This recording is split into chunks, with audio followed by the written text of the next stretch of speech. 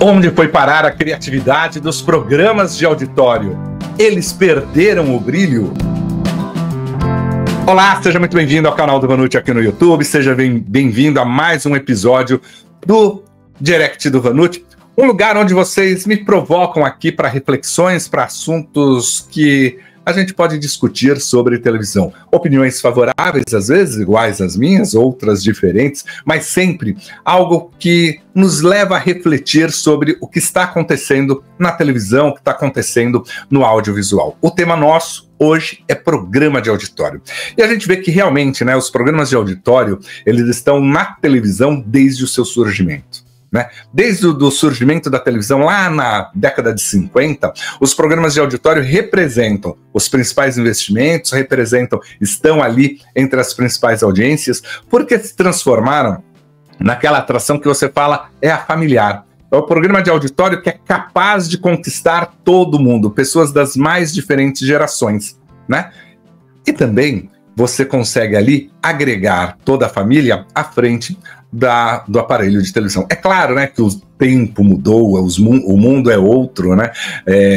Atualmente difícil você conseguir colocar a família toda na frente da TV. Tá cada um num player, tá cada um na sua possibilidade de comunicação, de entretenimento, de contato com os produtos audiovisuais. Mas os programas de auditório têm esse papel. É algo muito brasileiro, né? Porque realmente, né, no programa de auditório, e nós tivemos muito disso, nós somos formados, programas de auditório, por grandes comunicadores. Aqueles apresentadores, e aí há uma dificuldade de todo mundo que quer apresentar um programa de auditório, porque você precisa superar grandes comunicadores, como um Blota Júnior, como um Silvio Santos, como um Chacrinha, como um Faustão, como o Gugu, aqueles apresentadores que não seguiam TP, que não tinham roteiro, que eram apenas conduzidos pela emoção do programa de auditório. O programa de auditório também, né, esse formato de contar com a plateia, foi se estendendo para outros formatos que nem precisam tanto de plateia. Amor e Sexo, por exemplo, era um programa que você não dependia ali do auditório, mas esse auditório dava um tempero um pouquinho a mais, né? Na MTV, já vários programas, inclusive de humor com auditório, né? E aí eu acho que vale muito a pena você ter o auditório quando as pessoas que estão ali não estão apenas para aplaudir quando a claquete manda. Não, mas muito pelo contrário, que eles possam participar e trazer algumas dinâmicas. Bom, nos últimos dias eu recebi algumas mensagens, né, falando justamente das mudanças, né? Algumas pessoas que deixaram de assistir programas de auditório. Um deles é o André Luiz. Ele diz o seguinte: eu já fui telespectador assíduo dos programas de auditório. Lembro que eu ficava zapeando entre o Domingo Legal e o Domingão do Faustão, porque sempre tinha alguma novidade. Os dois programas eram cheios de artistas, tinham muitas brincadeiras e sempre contavam com as bandas, grupos e cantores de sucesso. Tudo era muito divertido. Depois parece que Faustão e Gugu deixaram de lado esse clima gostoso para apostar em quadros, competições e muita coisa previsível. Atualmente, cada vez que tento assistir a um programa de domingo, não vejo graça em nada. É só game de pergunta e resposta, histórias de superação e formatos de fora. Onde foi parar a criatividade? E é interessante isso, né, André? Porque realmente, se há uma característica da televisão, é a criatividade, da televisão brasileira, né? O mercado brasileiro sempre foi reconhecido aqui e lá fora por ser um dos mais criativos. A gente propôs muita coisa boa, né? Nós criamos na dramaturgia, nos programas de auditório, em formatos, muita coisa boa. Claro que de um tempo para cá, né, as emissoras resolveram apostar muito no formato, porque já foi testado lá fora, dá certo, você paga por um episódio, o custo está diluído, né, não tem muito do que errar, o cenário já foi pensado, né, toda a luz já foi pensada, enfim, é só você reproduzir aquilo que já está acontecendo, né? Mas isso tira um pouquinho, sim, daquela coisa brasileira. Eu gosto, por exemplo, e aprendi isso com o Faustão, de quando você traz um formato, você tenta trazer para a embocadura dele. Foi o que ele fez, por exemplo, com a Dança dos Famosos, ou com o Show dos Famosos. Deu o jeitão dele, um jeitão mais brasileiro. Isso traz uma naturalidade, uma verdade para o telespectador. Faz a diferença. Mas você trouxe um assunto muito interessante aqui, que é essa transformação do programa de auditório, o compromisso que foi mudando e também o compromisso da televisão. A televisão mudou muito no seu compromisso. Lá atrás, né, nos anos 90, nesse auge, né, de disputa entre Gugu e Faustão, tinha-se ali grandes produções, claro, os produtores pensavam em todos esses conteúdos, tentavam nos surpreender. Tinha game? Tinha o jogo da velha, por exemplo, tinha o controle remoto, o Gugu fazia brincadeiras ali no palco, brincadeiras simples ali, às vezes de estourar a bexiga no colo do outro, ou de molhar a camiseta para tentar descobrir, claro, que aí já tinha até uma segunda intenção, assim como a banheira do Google. Mas, enfim, existiam ali dinâmicas simples, às vezes, que prendiam o telespectador. E dessa forma que você falou, tinha muito mais alegria. E aí a televisão foi entrando num outro lugar, foi aprimorando a sua produção e foi, acho que dos anos 2000 para cá, depois desse auge da competição dos anos 90, dessa briga mesmo para se estabelecer o que era o domingo, feito minuto a minuto, e Gugu e Faustão fizeram isso, contribuíram para que a televisão brasileira viva desse negócio muito diferente de outros países, que é olhar um minuto a minuto para saber se seu programa está indo bem ou não, que é apenas uma diretriz ali, né? Apenas um olhar. Não significa que no final você vai entregar o melhor produto se você seguir aquele minuto a minuto. Mas o fato é que eles eram muito mais competitivos, muito mais criativos, iam atrás mesmo desses grandes nomes. As coisas mudaram. Música hoje, dizem os produtores de programa de auditório, a música já não funciona tão bem nos programas de auditório. Dizem que cai um pouco a audiência, só nas competições. Mas mesmo assim a gente viu que o Estrela da Casa não funcionou, o The Voice também, né, deu um desgaste ali.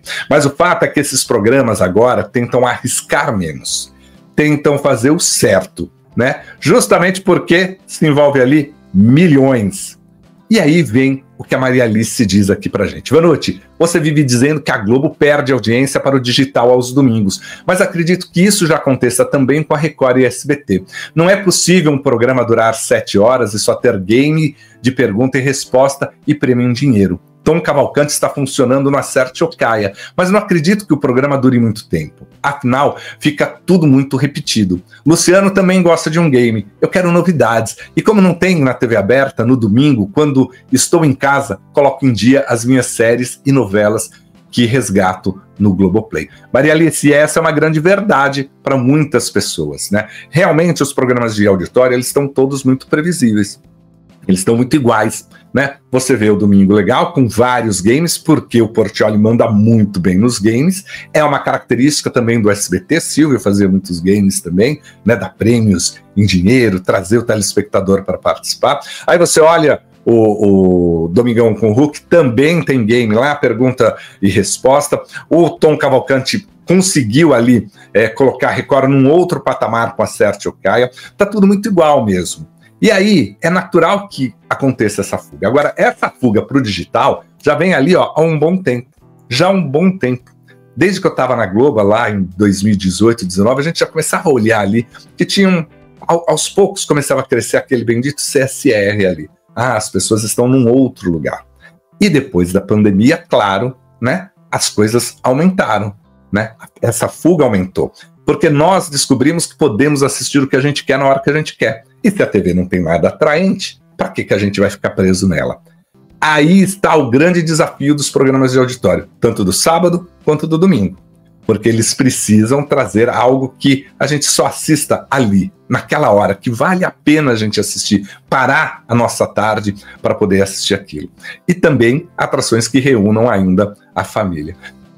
Acho que faz falta, né, uma videocassetada, faz falta uma daquelas brincadeiras do Gugu, né? Ou aqueles momentos em que ele desafiava os artistas ali para uma prova do lado de fora da SBT. Tenho saudade desse tempo. Mas é isso, né? Realmente é tudo muito previsível, são temporadas. E quando você pega, né, um game que tem temporada ou uma competição, você acaba criando uma novelinha. E queira ou não queira, você traz para frente da televisão, né, aquele costume da novela, de você ter que assistir, ou de série, né, de você ter que assistir todos os episódios. Agora, realmente, cada vez mais, o digital vai roubando audiência na tarde do domingo, e tem acontecido isso também na tarde do sábado, e eventualmente a gente vê durante a semana. O Marco Antônio também mandou uma mensagem esses dias e disse o seguinte: Vanucci, sinto muita falta dos programas de auditório aos sábados. O SBT fez história com Viva a Noite e Sabadão. A Record teve o Melhor do Brasil, o programa da Sabrina e Legendários. Gilberto Barros dominava as tardes da Band, sem contar o Raul Gil, que passou pela Rede TV, Record e SBT. Hoje em dia, a gente tem só tem o Caldeirão, Altas Horas e Sabadão, porque as emissoras desistiram de investir em programas de auditório e variedades aos sábados. Marco, eu vou colocar aqui ainda 2 programas que a gente tem visto ali, né? O Eita Lucas e acho que é Sabadão, né? Na Band, que tem lá, que também é um programa de perguntas e respostas, de prêmios, tudo envolvendo sorteios, né? Também, às vezes tem auditório, às vezes não tem, as dinâmicas são assim, de um tempo para cá, as emissoras realmente deixaram de investir no sábado, porque o sábado era um dia de um número menor de televisores ligados. A Record gastava muito dinheiro com o Melhor do Brasil à noite, depois passou para a tarde, porque aí veio também o Legendários, depois teve a Sabrina, se gastava muito ali em produção, por um retorno que, num determinado momento, já não era mais interessante para a Record. O SBT também parou de investir ali e deixou o Raul Gil, aí acho que foi também um erro, né? Porque deveriam o tempo todo estar incentivando ali o Raul Gil, puxar, botar novos quadros, e a gente sabe que o Raul e o Raulzinho trabalhavam quase que isolados ali do SBT, não por conta deles não, porque eles iam lá e entregavam o programa do que eles se propunham. Mas é sempre bom, né? Você ter uma troca maior, né? Se você tá ali, você ter uma troca maior. Mas ficava meio isolado, tá lá o Raul, deixa o Raul ali. E quando você precisa realmente usar do sábado ali para atrair a audiência, não é um dia morto, não é. Precisa fazer alguma coisa ali interessante. Caldeirão, realmente, eu acho que ele está muito previsível e tem uma questão ali que a Globo vai ter que entender em breve, né? Porque parece ter um desgaste ali, às vezes o Mion é muito questionado pelos fãs e a sensação que tem é que o programa não traz muitas nuances, apesar de sempre propor alguma coisa diferente. Sempre tem um quadro diferente, até com edições fora do estúdio. E o Altas Horas, que está ali consagrado, o Serginho achou um caminho agora que é esse das homenagens, de revisitar períodos musicais, enfim, tem funcionado.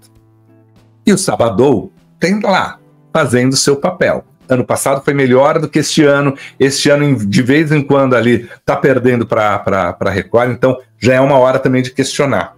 E será que o Sabadão precisa ser um programa de auditório?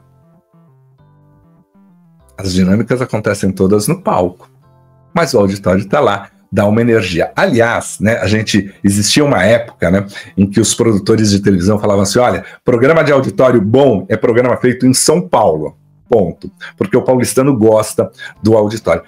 Mas o carioca também, viu? Também gosta de ir a um programa de auditório. O fato é que talvez, né, nesse tempo todo, até como o Silvio sempre impôs no SBT, os programas lá eram mais naturais, menos ensaiados do que na Globo. A Globo tem um padrão de qualidade que ensaia muito. Então fica tudo perfeito artisticamente, né? Mas tudo muito roteirizado.